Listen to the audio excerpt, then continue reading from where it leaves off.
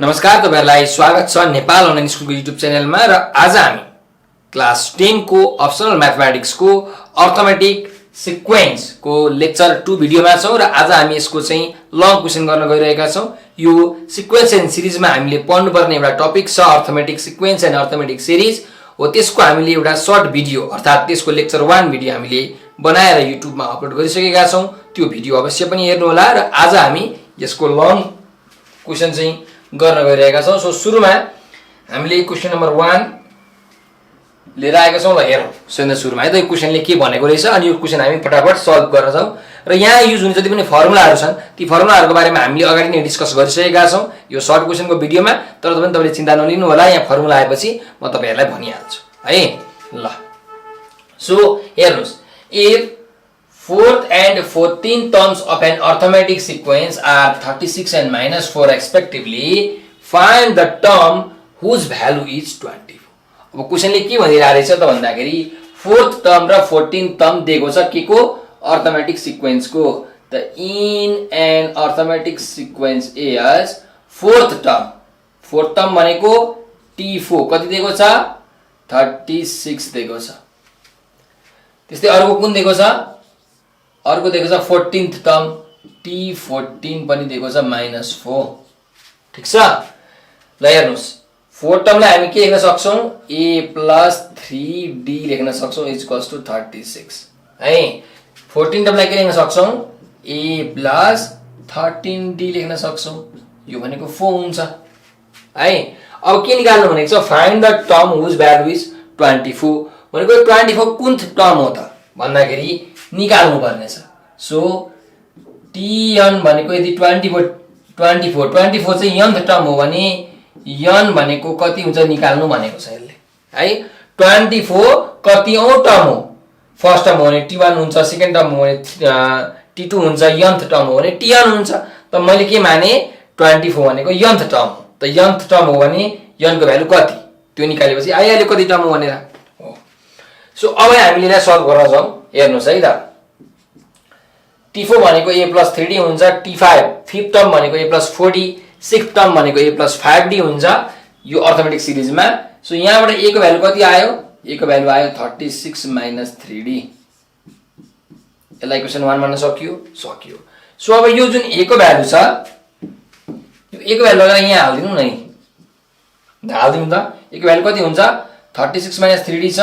36 - 3d मैले यहाँ हाल्दिए a को ठाउँमा र बाँकी जस्ताको तस्तै प्लस 13d = 4 और हिसाब गरौँ 36 - 3d + 13d कति भयो +10d = 4 और 10d भनेको कति आयो 4 - 36 4 - 36 भनेको कति हो -32 आयो।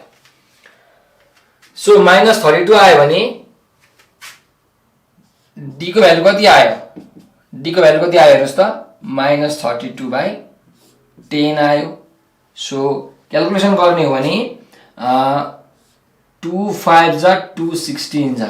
सो कमन डिफरेन्स कति रहेछ त -16/5। हेर्नुस् है फ्र्याक्सनमा आएको छ, फ्र्याक्सनमा पनि आउन सक्छ, त्यही पनि एकचोटी हामी चेक गरौँ हामीले गरेको ठिक छ कि छैन चेक गर्न मिल्छ है। त फोर्थ टर्म भनेको 36 छ, फोर्थ टर्म भनेको 36, a + 3d भनेको 36। सो a भनेको 36 - 3d ठीक छ। 14 टर्म भनेको -4 यो भनेको a + 13d हो, यो 4 आयो। सो a को भ्यालु मैले 36 - 3d राखे, यहाँ 13d जस्ताको तस्तै 4 को 4 ठीक छ। 36 + 10d = 4। सो 10d भनेको 4 - 36 भनेको 32 हुन्छ, यस -32 हुन्छ। ल d को भ्यालु आयो -16/5।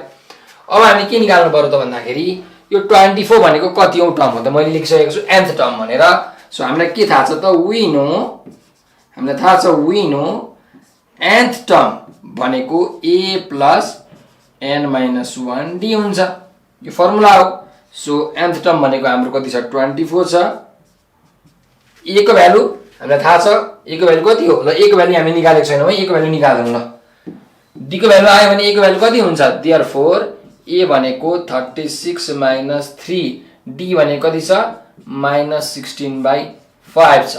सो कति आउँछ हेर्नुस् 5 एलसीएम आयो 36 * 5 भनेको क्याल्कुलेटर थिचौँ है त 36 × 5 कति हुन्छ 36 × 5 भनेको 180 माइनस माइनस प्लस 16 3 जा 48 सो 180 प्लस 48 डिवाइडेड बाइ 5 भनेको 228/5 आयो 228/5 आयो के को भ्यालु a को value so 228/5 plus n minus 1 d भनेको minus 16/5 ल अब क्याल्कुलेसन गरौँ है त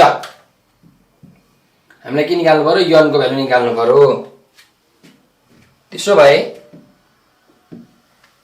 24 इक्वल्स यहाँ एलसीएम आउँछ है 5 एलसीएम लियौं यहाँ पनि 5 छ यहाँ पनि 5 छ सो यो 228 भइहाल्यो यहाँ -16 छ n - 1 छ -16 छ n - 1 छ मुनि 5 को 5 सेम छ ल सो 24 × 5 भनेको कति हुन्छ 24 × 5 भनेको 120 इक्वल्स 228 माइनस 16n प्लस 16 त्यसो भए 120 ल यसो गरौँ यो -16n लाई यतिर ल्याउँ 16n भयो सो 228 र 16 जोड्दा कति हुन्छ 228 र 16 जोड्दाखेरि हुन्छ 244 अनि यो 120 के हुन्छ उता गएर सब्ट्र्याक्ट हुन्छ -120 गरौँ कति आयो 124 आयो त्यही भएर 124/16 गर्ने भने कति आउँछ त n को भ्यालु आयो 124/16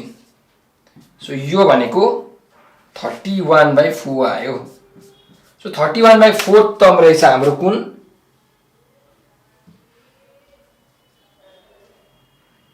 हाम्रो यो 24 भनेको चाहिँ कति रहेछ त 31/4 टर्म चाहिँ रहेछ ठीक छ सो खासमा 31/4 टर्म भनेर चाहिँ नहुनु पर्ने हो second term third term fourth term fifth term sixth term seventh term यसरी चाहिँ हुनु पर्ने हो तर हाम्रो यहाँ केही मिस्टेक पनि हुन सक्छ अथवा क्वेशनै त्यसरी दिएको पनि हुन सक्छ सो एकचोटी हामीले चेक गरौँ हाम्रो कहीँ केही मिस्टेक छ कि हामीले चेक गरौँ है त